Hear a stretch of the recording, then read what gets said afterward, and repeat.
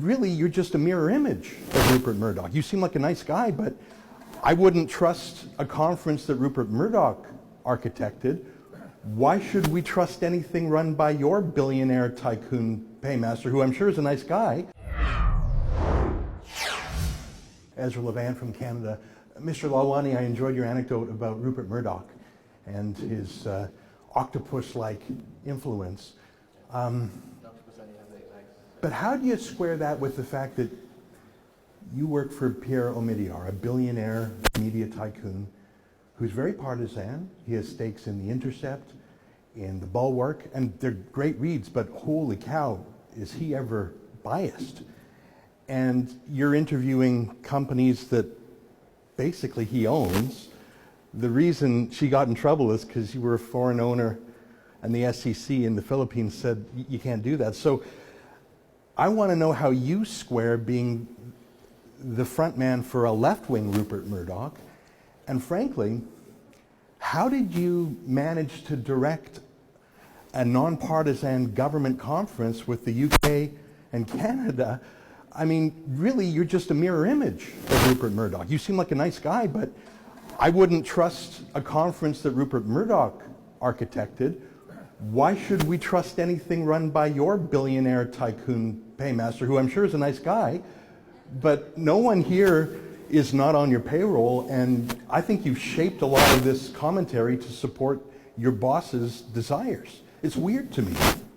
Okay, so why don't we clear up a few facts? So first of all, no one here is on the payroll. We just heard that they were. We just heard that they were. No, so we gave some money to Rappler in 2015. Can I respond to this? Yeah, because sure. this one. So I'll pick that one up because I'm going to use you as a proxy for President Duterte. No, so, don't do that. Number one, don't do that. I'm not a proxy for Duterte. No, but I'm just telling you because I think this kind of simplification is dangerous. It makes all of us vulnerable. Number one, the SEC, we're not foreign owned. I started a startup. I took investors in it. They can all have 10 million views and they can come from rainbow colors. I don't much care. I have parameters for these investors. Those parameters give a shareholders agreement that makes us, actually me, the one in control, puts me in control. They invest knowing that. The SEC disagreed with you. Actually it does, because we're actually winning. The Court of Appeals has moved forward. Omidyar gave up his stock.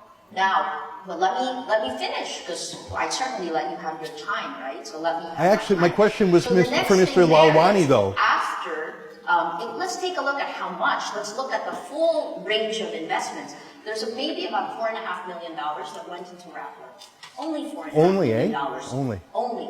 And we've been able, that's 7 years of actually being able to do hard-hitting investigative reporting.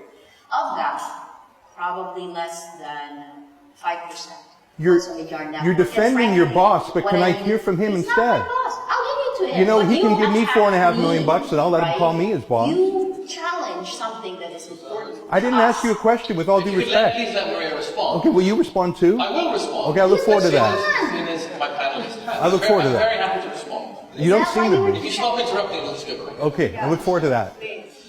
So I'll just lay it in the end. We're an independent news group. Sure you are. Omidyar Network had less than 5% of the shares in Rappler, which was full Filipino owned. Every investment that was made ran through the Big Four. Our auditor was KPMG. We had the law firm that actually created Philippine Depository Receipts. You have to give me that because you can't let a statement like that lie, because that can be picked up and send me to jail. Right? That's the difference between your world and mine. I'm very careful about my words and factual. Sorry, please.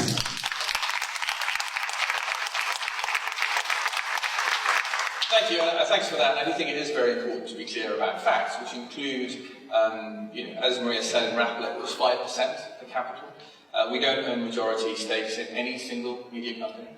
The Pierre has no say in the investments that we make in our media companies. We do that as a team at an independent level. We have no editorial input whatsoever in any of the media companies that we fund, and if you don't believe me, you can just ask them. Maria's just verified that. But there's lots of other grantees of ours here. And lastly, I think we're able to support this conference, this bipartisan conference, because we're a credible investor in media, and we have been for 10 years. We've supported investigations at BICIJ, the Panama Papers, OCCRP, who did the Danske Bank anti-money laundering scandal. And so our independence is proven over a long period, and we hope that continues. I'm here in the United Kingdom for the Media Freedom Conference that appears to be anything but. It's an Orwellian gathering of the Canadian and British governments who are both engaging in massive censorship on social media, but they're going to swan about a bit with celebrities like Amal Clooney pretending they believe in civil liberties. We'll see over the course of the next 2 days if they will. If you want to see all our videos and chip in to cover our journalistic costs, we're independent unlike most media here, please go to MediaFreedomConference.com.